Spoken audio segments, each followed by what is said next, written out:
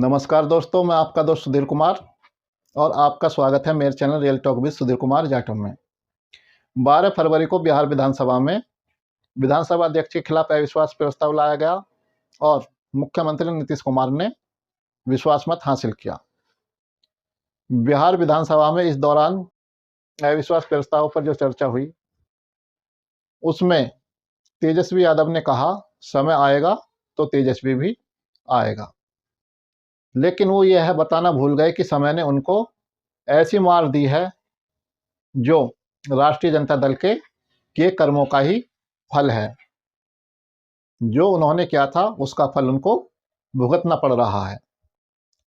जिस समय बिहार विधानसभा में चर्चा हो रही थी तो राष्ट्रीय जनता दल के 3 विधायक नीलम रानी, प्रहलाद यादव और चेतन आनंद विपक्ष के पाले से जाकर सत्ता पक्ष के पाले में बैठ गए। ये तीनों राष्ट्रीय जनता दल के विधायक थे, लेकिन जनता दल यूनाइटेड और भारतीय जनता पार्टी के विधायकों के साथ जाकर बैठ गए। इन्होंने अपनी मूल पार्टी राष्ट्रीय जनता दल को छोड़ दिया। तो इनमें एक नाम गौर करने वाला है चेतन आनंद। चेतन आनंद कौन है? चेतन आनंद बिहार के पूर्व सांसद एवं बाहुबली नेता आनंद मोहन सिंह के बेटे हैं। आनंद मोहन सिंह इतिहास में शायद ऐसे पहले राजनेता हैं जिनको फांसी की सजा सुनाई गई थी। अब उनको फांसी की सजा क्यों सुनाई गई थी?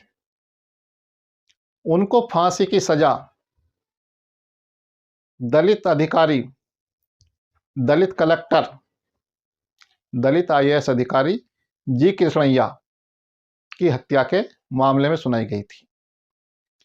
अब सवाल होता है, जी कृष्णैया कौन थे? जी कृष्णैया मूलतः तेलंगाना के रहने वाले थे और 1985 बैच के बिहार कैडर के आईएएस अधिकारी थे, जिनकी 5 दिसंबर 1994 को हत्या कर दी गई। वो एक लोकप्रिय कलेक्टर थे। वो एक जनता के बीच लोकप्रिय कलेक्टर थे जो अपनी मेहनत के बलबूते एक साधारण व्यक्ति से डीएम के पद तक पहुंचे। उन्होंने अपनी पढ़ाई के लिए कुली का भी काम किया, अपने घर चलाने के लिए क्लर्क की नौकरी भी की, लेकिन उन्होंने हौसला नहीं हारा और अपनी मेहनत के बलबूते पर आईएएस अधिकारी बने। और जिस समय उनकी हत्या हुई वो गोपालगंज के जिलाधिकारी थे। 4 दिसंबर 1994 को मुजफ्फरपुर के बाहुबली छोटन शुक्ला की हत्या कर दी गई थी। छोटन शुक्ला की हत्या के बाद माहौल तनावपूर्ण हो गया, दंगे होने लगे, लोग बाग सड़कों पर उतर आए। 5 दिसंबर 1994 को जी कृष्णैया एक विशेष बैठक में भाग लेने के बाद अपने गृह जनपद गोपालगंज के लिए जा रहे थे। उनको नहीं पता था कि रास्ते में हाईवे पर दंगे हो रहे हैं। जब वो हाईवे पर पहुंचे तो उनकी गाड़ी को देखते ही उपद्रवी भड़क उठे।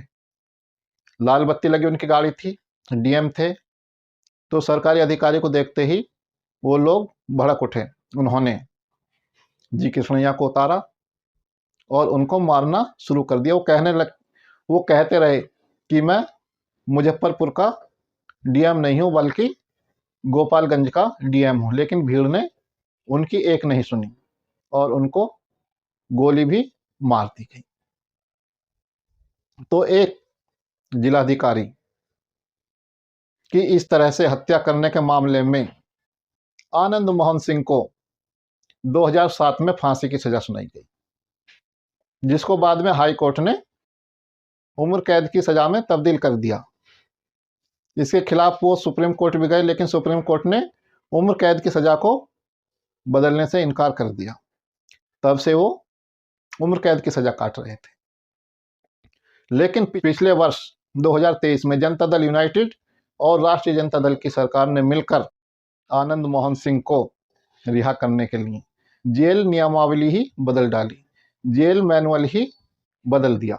बिहार में एक कानून था कि किसी सरकारी अधिकारी की हत्या में शामिल किसी व्यक्ति की समय पूर्व रिहाई नहीं हो सकेगी, बेशक उसका आचरण कितना भी अच्छा हो। लेकिन अपने विधायक चेतन आनंद के पिता को रिहा करने के लिए राष्ट्रीय जनता दल ने जनता दल यूनाइटेड के साथ मिलकर उस नियमावली को ही बदल डाला। बहुजन समाज पार्टी ने इसका विरोध भी किया था, लेकिन उन पर कोई भी फर्क नहीं पड़ा। इस तरह से राष्ट्रीय जनता दल ने अपने विधायक के पिता को बचाने के लिए नियम कानून ही बदल डाले। एक दलित अधिकारी को इंसाफ से वंचित कर दिया, उसके परिवार पर क्या बीती होगी आप अंदाजा लगा सकते हैं कि राष्ट्रीय जनता दल की सरकार ने एक दलित अधिकारी के साथ क्या बर्ताव किया। उसके हत्यारे को बचाने के लिए कानून में ही बदलाव कर डाला। आज समय बदला, समय आया तो जिसके पिता को बचाने के लिए राष्ट्रीय जनता दल ने यह सब किया था, वो आज पाला बदलकर दूसरे पक्ष के साथ चला गया, उसी ने उसको धोखा दे दिया। तो तेजस्वी यादव का यह कहना कि समय आएगा तो तेजस्वी भी आएगा, लेकिन समय तो आ चुका है। समय तो अपना प्रभाव दिखा चुका है, समय तो अपनी मार मार चुका है।